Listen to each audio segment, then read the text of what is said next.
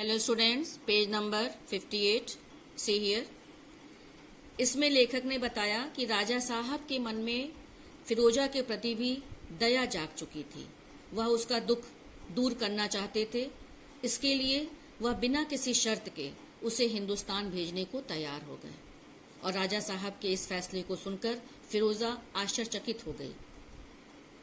राजा साहब ने फिरोजा से यह भी कहा कि वह हिंदुस्तान जाकर अहमद को समझाए कि वह वहां लूट मार करना बंद कर दे और यहाँ वह सुल्तान से कहकर मालगुजारी का अधिकार उसे दिला देगा। क्लियर। आगे उसने यह भी फिरोजा से बताया कि शायद सुल्तान उसे इस काम के लिए हिंदुस्तान भेजे, लेकिन वह हिंदुस्तान नहीं जाना चाहता है। क्यों नहीं जाना चाहता है?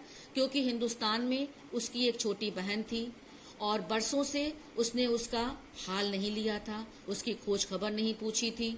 वह अपनी ही आकांक्षाओं में व्यस्त था, भूला हुआ था, अपने ही आराम में मस्त था और गजनी में बैठा हुआ वह हिंदुस्तान को, अपनी जन्मभूमि को और अपनी बहन के दुख दर्द को भूलकर सुल्तान को हिंदुस्तान के शोषण के लिए नई नई तरकीबें बताता था। इसी में उसका सारा जीवन बीत गया था। लेकिन अब अगर वह हिंदुस्तान जाएगा तो अपनी बहन को किस प्रकार मुंह दिखाएगा, क्योंकि वह अपनी बहन का अपराधी था। यह सारे कष्ट को उसने फिरोजा से बताया। क्लियर हो गया।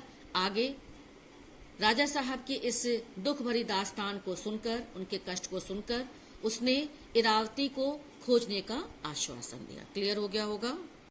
नाउ पेज नंबर 59, इसको पढ़ लीजिएगा। बताया गया है कि बलराज राजा साहब की मदद से हिंदुस्तान आकर इरावती को खोजने का प्रयास करता है। उसे लगता है कि काश वह उसे देख पाता, लेकिन इस निष्ठुर नियति के आगे वह बेबस था और इस निर्मम संसार में इरावती की क्या दशा होगी यह सोचकर वह व्यथित है। आगे मंदिर में जाकर वह ईश्वर से प्रार्थना करता है कि उसने अपने जीवन में कोई पाप नहीं किया है। एक बार भगवान उस पर कृपा करें और उसे अपनी प्रेम प्रतिमा का दर्शन करा दें। क्लियर हो गया होगा। Now page number 60 see here. प्रार्थना करके बलराज ने सिर उठाया ही था कि उसे किसी को अपने पास से खिसकने का संदेह हुआ। वह घूम कर देखा कि एक स्त्री कौशेय वसन पहने, कौशेय मीन्स रेशमी वस्त्र पहने, हाथ में फूलों से सजी डाली लिए चली आ रही थी। बलराज को लगा कि वह इरावती है।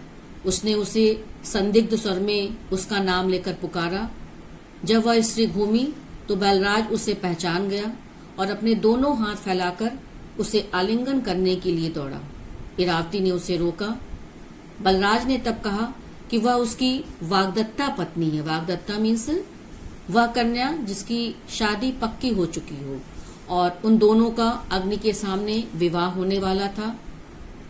तो यह सुनकर इरावती ने उससे कहा कि बलराज, तू मेरी रक्षा नहीं कर सके और मैं आतताइयों के हाथ कलंकित हो गई हूं, इसलिए अब तुम मुझे पत्नी रूप में स्वीकार नहीं कर सकते हो। यह सुनकर बलराज ने अपने प्रेम की पवित्रता से उसकी इस पवित्रता को और उज्जवल करने की बात कही। इस पर इरावती ने कहा कि मैं एक लास्ट पैराग्राफ, मैं एक क्रीत दासी हूँ। क्रीत मतलब खरीदना। मैं खरीदी हुई दासी हूँ। म्लेच्छों ने उसे मुल्तान की लूट में पकड़ लिया था। सी हियर, यहाँ दिया हुआ है। और उसके साथ बहुत बर्बरतापूर्ण व्यवहार किया गया था। उसे काशी के एक महाजन को 500 दिरम में, दिरम एक पुराना सिक्का है, धन है, मुद्रा है, 500 दिरम में उसे बेच दिया था और उसके साथ उसको एक कुछ शर्तों में बांधा था। यहाँ पे दिया गया है उसको किन किन शर्तों में आबद्ध किया गया था। क्या कि उसे घर के जितने भी कुत्सित से कुत्सित कर्म होंगे उसे करना पड़ेगा। इसका वह कभी भी विरोध नहीं करेगी। सी हियर, जितने भी शर्त है दिया है, इसको पढ़ लीजिएगा। और इन सभी शर्तों में उसकी पूर्ण स्वीकृति है। क्लियर।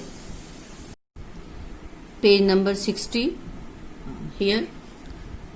इसमें बताया गया कि प्रार्थना करके बलराज ने जब सिर उठाया तभी उसे किसी को अपने पास से खिसकने का संदेह हुआ। वह घूमकर देखा कि एक स्त्री कौशे वसन पहने, कौशे मीन्स रेशमी वस्त्र पहने, हाथ में फूलों से सजी डाली लिए चली जा रही थी। युवक बलराज को लगा कि शायद वह इरावती है, इसलिए उसने संदिग्ध स्वर में उसका नाम लेकर पुकारा। वह स्त्री घूमकर खड़ी हो गई। बलराज ने उसे पहचान लिया और अपने दोनों हाथों को फैलाकर उसे आलिंगन करने के लिए दौड़ा। इरावती ने उसे रोका। उसके रोकने पर बलराज ने उससे कहा कि वह उसकी वाग्दत्ता पत्नी है। वाग्दत्ता मीन्स वह कन्या जिसकी शादी पक्की हो चुकी हो।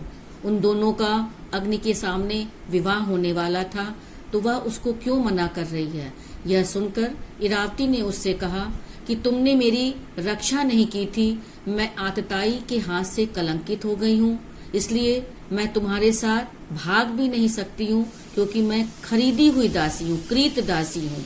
म्लेच्छों ने उसे मुल्तान की लूट में पकड़ लिया और इसके साथ बहुत बर्बरता पूर्वक व्यवहार किया था और उसे कन्नौज के एक व्यापारी के हाथ, महाजन के हाथ 500 रुपए में बेच दिया था। दिरम में, दिरम एक प्रकार की मुद्रा है, पुराना सिक्का है, उसमें बेच दिया था और उसके साथ उसको कई नियम में बांधा था, उसको कई शर्तों को उसके सामने रखा था। क्या, सी हियर, इसको पढ़ लीजिएगा कि घर के जितने भी कुत्सित से कुत्सित कार्य होंगे वह उसको करेगी, उसका कभी विरोध नहीं करेगी। यहाँ पे उसके सारे शर्तों को दिया गया है, देख लीजिएगा, और इन सारे शर्तों में उसकी स्वीकृति है। क्लियर।